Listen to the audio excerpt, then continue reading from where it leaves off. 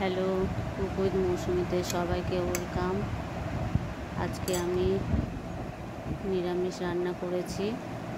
তো বর্ধমানে যাদের যাদের বাড়ি তারা ভালো করে জানে যে নিরামিষ টক কত সুন্দর হয় খেতে বর্ধমানে।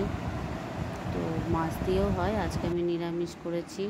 টক করতে আমার বেশি কিছু আজকে নেই ঘরে। কচু আছে, আলু আছে, বেগুন আছে। তো এর মধ্যে তোমরা রাঙা আলু দিতে পারো, তেঁতুল ভিজিয়ে রেখেছি। আর আমি একটু মটর ডাল বেটে রেখেছি, মটর ডালের বড়া করে ওর মধ্যে দেব। মটর ডালটা বেটে রেখেছি, কালকে রাতে মটর ডালটা ভিজিয়ে রেখেছিলাম আজকে টকটা করব বলে। তো বর্ধমানে যাদের বাড়ি তারা ভালো করে জানে মা ঠাকুমারা কত সুন্দর টক করতো। আমি বৃহস্পতিবার এলেই বা খুব গরম পড়লে আমি এই টকটা করার চেষ্টা করি। তো নিরামিষ টক খুব সুন্দর লাগে খেতে, শীতকালে আরও বেশি ভালো লাগে, কারণ সেই সময়টায় রাঙা আলুটা পাওয়া যায়। রাঙা আলু এখনও সবসময় পাওয়া যায়, কিন্তু আমার কাছে এই মুহূর্তে রাঙা আলুটা নেই। কচু আছে, আলু বেগুন আছে, মূলো দিলেও খুব সুন্দর লাগে এর মধ্যে। তো আমি মটর ডালটাতে একটু সামান্য নুন আর একটু হলুদ দিয়েছি, আর একটা লঙ্কা দিয়ে বেটে নিয়েছি। মটর ডালের ছোট্ট ছোট্ট বড়া করে ভেজে নেব। মটর ডালের বড়াগুলো খুব সুন্দর লাগে খেতে। ছোট ছোট করে বড়া করে ভেজে নিয়ে তুলে রাখবো, তারপরে টকের সাথে দেব। একদম সিম্পল রান্না, বেশি লাল করে ভাজবে না, সামান্য লাল হলেই বড়াগুলো উঠিয়ে নেবে।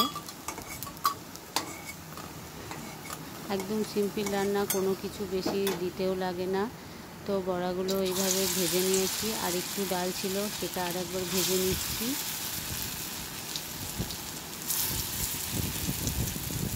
আমার ছেলে তো বড়া এমনি ভাজা হয়ে গেছে, 2-4টে এমনি খেয়ে নিল। মটর ডালের বড়া খুব সুন্দর লাগে। যদি কারোর বড়া করতে না পারা যায়, বিউলির ডালের বড়ি বা মটর ডালের বড়ি পাওয়া যায়, সে বড়িও দিতে পারো।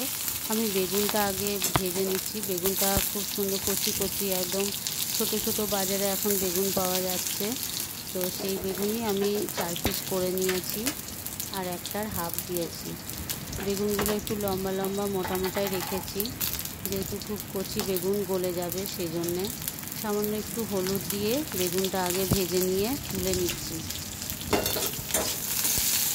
টকের মধ্যে মূলো দিলে টকের যে সেন্ট সেটা আলাদা হয়ে যায়। তো তোমরা এটা করে দেখো, খুব সুন্দর লাগে খেতে। একদম সিম্পল রান্না, কোনো কিছু মশলাপাতি কিছুই লাগে না। আমি এটা প্রায় সময় করে থাকি। তো হলুদ দিয়ে বেগুনগুলো একটু ভেজে নিয়ে তুলে রাখবো। আলুর সাথে ভাজবো না, যেহেতু বেগুন তো খুব নরম, সেজন্যে গলে যাবে সেজন্যে। আর তেলও বেশি লাগে না, আর একটু সামান্য তেল দেবো। আমার তেলটা একটু কম হয়ে গেছে মনে হচ্ছে, তাই সামান্য একটু তেল দিলাম। একটা শুকনো লঙ্কা ফোড়ন দেব। যদি কেউ বেশি ঝাল খাও তাহলে কাঁচা লঙ্কা বেশি দিয়ে দিতে পারো, বা একটু শুকনো লঙ্কা গুঁড়োও দিতে পারো। আর একটু পাঁচফোড়ন দিয়ে দিলাম, ফোড়নে একটু শুকনো লঙ্কা আর পাঁচফোড়ন দিয়ে দিলাম। এবারে আলু আর কচুগুলো দিয়ে সামান্য একটু ভেজে নেব।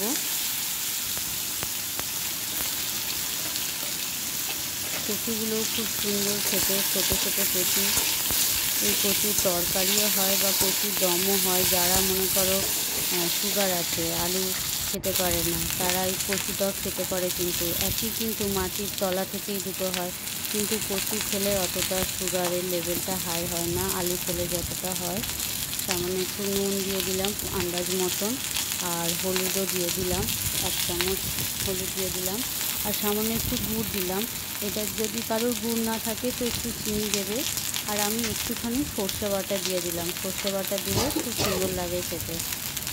আমি একটু সর্ষে বাটা দিয়ে দিলাম, আর একটু কাঁচা লঙ্কা বাটা দিয়ে দিলাম। কেউ যদি চাও তো শুকনো লঙ্কা গুঁড়োও দিতে পারো।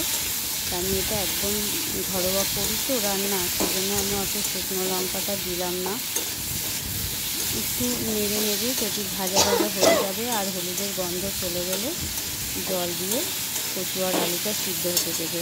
আলুটা একদম পাতলা পাতলা করে কাটবে।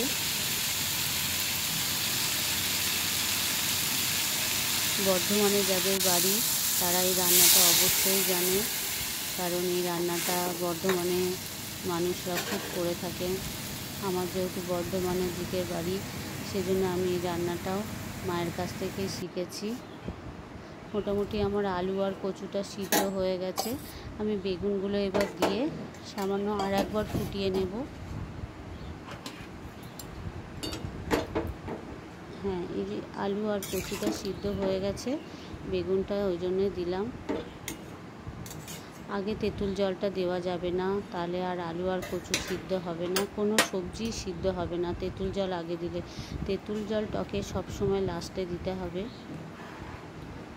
আমার যেহেতু আলু আর কচু সিদ্ধ হয়ে গেছে আর বেগুনটাও ছোট একদম ভাজা হয়ে গেছে, সেজন্য তেঁতুল জলটা এখন দিয়ে দিলাম। দিয়ে একটু সামান্য ফুটতে দেব। ফুটে উঠলে লাস্টে বড়াগুলো দিয়ে নামিয়ে নেব। ফুটে উঠেছে, ঝোলটা গাঢ় হয়ে গেছে। এই বড়াগুলো দিয়ে দিলাম। বড়াগুলো দিয়ে বেশি ফোটানোর দরকার নেই, কারণ বড়াগুলো তাহলে ছেড়ে যাওয়ার চান্স থাকবে। গ্যাসটা একদম কম করে দিতে হবে। বড়াগুলো দিয়ে এবার হয়ে গেছে। এবারে একটু ভাজা মশলা দিয়ে নামিয়ে নেব। গ্যাসটা অফ করে দিয়েছি, গ্যাসের ফ্লেমটা অফ করে দিয়ে কিন্তু ভাজা মশলাটা দেবে। এই ভাজা মশলাটার মধ্যে আছে জিরে, ধনে আর মৌরি আর শুকনো লঙ্কা। শুকনো কড়াইয়ে নেড়ে আমি গুঁড়ো করে রেখে দিয়েছি। এটা আমি অনেক কিছু রান্নাতেই ব্যবহার করি, সেই জন্য গুঁড়ো করে রেখে দিই। এই দেখো আমার টক রেডি।